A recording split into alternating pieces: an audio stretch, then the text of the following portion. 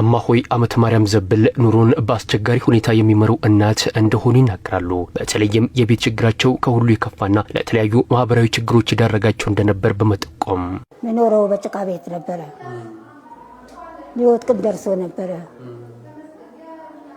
የውሃ የሜዳ ውሃ ገብቶ የሁለታችን ቤት ገብቶ ውሃ የሞላ ነበር። ደረጃውና አይነቱ ይለያይ እንጂ በመዲናዋ በመሰል በችግር የተሞላ ኑሮን የሚገፉ ዜጎች ቀላል አይደሉም። የሁሉም ዜጎች የችግር ምንጭ የሚቀዳው ግን ከመኖሪያ ቤት እጦት ጋር በተያያዘ ነው። ተከራይቼ ያለውበት ቤት መታችሁ ሽንት ቤት ላይ ነው የምኖረው። እሱም እንደዛ ሙሉ ሰላም የሌለኝ አሁን ጠላ ጥብቄ አስሬ የመጣሁት በዛን ሰዓት እንዲህ እያልኩኝ ነው ስኖር የነበረው። የስምንት ቤተሰብ ነው የሚያስተዳድረው ከራሴ ጋር ተከራይቼ ነው የሚኖረው። በዛ ላይ ታማሚ ነኝ። ዲያሊሲስ ነው የሚያደርገው በሳምንት 3 ጊዜ። የአዲስ አበባ ከተማ አስተዳደር የነዋሪዎችን የቤት ችግር ለመቅረፍ በርካታ ስራዎችን ሲያከናውን የቆየና እያከናወነ ያለ ሲሆን ከነዚህ ተግባራት መካከል በበጎ ፈቃድ ተሳትፎ ቤቶችን ማስገንባትና ለተጠቃሚዎች ማስተላለፍ ይጠቀሳል።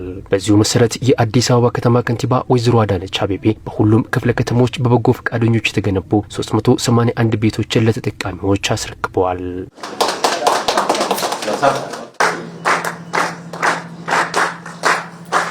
ዛሬ በመላው ከተማችን በተለያዩ ክፍለ ከተሞች 381 ቤቶችን እናስተላልፋለን። ከነኚህ ከ381 ውስጥ 273ቱ ነባር የቀበሌ ቤቶቹ ፈራርሰው ወዳድቀው ያልነበራቸው መታጠቢያ ያልነበራቸው ለመውጣትና ለመግባት ጭምር አስቸጋሪ የሆኑ በክረምት ዝናብ በበጋ ደግሞ ፀሐይ ያስቸግር የነበሩባቸው ቦታዎች ናቸው።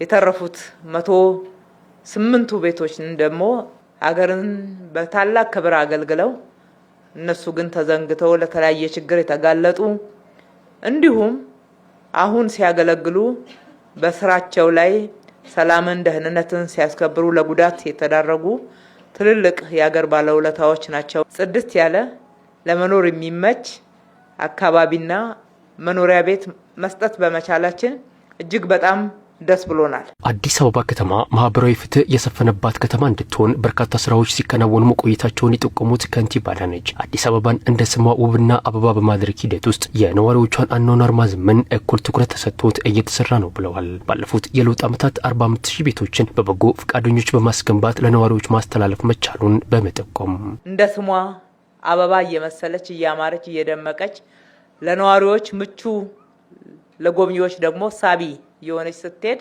በዛው በትኩረት መመልከት ያለብን የከተማዋን አጠቃላይ ገጽታ ብቻ ሳይሆን የህዝቦቿን አኗኗር ጭምር ነው። ከተማዋ ውብ አበባ የምትሆነው ከነዋሪው ጋር ነው።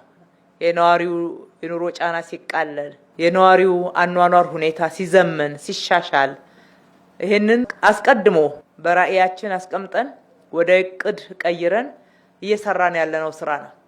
ከዚህ የተነሳ አሁን በበጎ አድራጎት ብቻ ከለውጡ ጀምረን እስከ ዛሬ ድረስ የሰራናቸው ቤቶች ከ45000 በላይ መድረስ ችለዋል። የመኖሪያ መንደሩ ለህፃናቱ ምቹና ለኑሮም ተስማሚ ተደርጎ ለምቷል ያሉት ከንቲባ አዳነች መተባበርና ማህበራዊ ኃላፊነትን መወጣት ባህል እየሆነ መምጣቱም ዘርፈ ብዙ ጠቀሜታ እንዳለው አንስተዋል።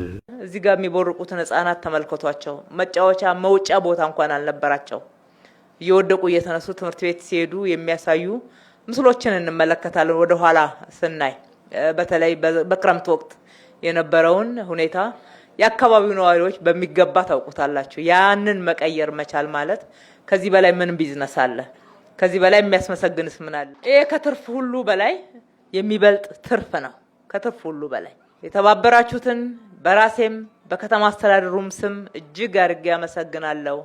መተባበር እንደዚህ አይነት ትልልቅ ጫናዎችን ያቃልላል፣ ክብራችንን ያስጠብቃል። ቀድሞ በችግር ሁኔታ ውስጥ የነበሩ ዜጎች በእነዚሁ በጎ ፈቃደኞች አማካኝነት በአማረ ቤት ውስጥ እንዲገቡ ሆኗል። ይህ በጎ ተግባር ስለተፈጸመላቸው አድራጊውንም አስተባባሪውንም አመስግነዋል። በዚህ በአበባ የመሰለ ቤት ገብቼ ቁጭ ብያለሁ። የሰራም ያሰራም የሰጠ እድሜና ጤና ይስጥ። ወደ ጎዳና ልንወጣ ትንሽ ነው የቀረን። አቅማችን ጨርሰናል በበሽታ በሕክምና። ስለዚህ አሁን ግን ቤት አግኝቼ ማረፊያ ማግኘት እጅግ ደስ ይላል። እኔ ቃላት የለኝም ይሄንን የሚገልጽበት። የታል ደሃ ብሎ የሚያየው መንግስት 1000 ዓመት ይኖርልን። እውነት ይንገስልን ሺህ ዓመት። እግዚአብሔር ይመስገን ለዚህ አብቅቶኝ ለዚህ ቤት አበቃኝ። ለሰራልንም ለመሪያችንም ለአዳነች አቤቤም እርሚያቸውን የወንዝ ዳር ዋርካ ያርግልኝ። በእነዚህ የቤት ልማት ተጠቃሚ ሆኖት አቅመ ደካሞች ብቻ አይደሉም፣ ይልቁንም የሀገር ባለውለታዎችና ቤተሰቦቻቸው ጭምር እንጂ። ከነዚህ ውስጥም አንጋፋው ደራሲ ሀብታሙ አለባቸውና የጀግናው ኮሎኔል አብዲሳ አጋ ልጅ ኤልያስ አብዲሳ አጋ ይገኙበታል። ቤት የገቢ ጉዳይ ነው። ከምንም በላይ አቅም ይጠይቃል፣ ትኩረትም ይፈልጋል። ቤት የቤት ባለቤት መሆን እነዚህ ነገሮች ማሟላታቸውን ይፈልጋል። እኔ በዚህ በኩል አልተሟላልኝም ነበረ። ቤት በዚህ መንገድ እንደዚህ አይነት ቤት እኖራለሁ ብዬ አስቤ አላውቅም እና ተሟልቷል። አሁን ተላልፎልኛል፣ ተቀብያለሁ። አመሰግናለሁ።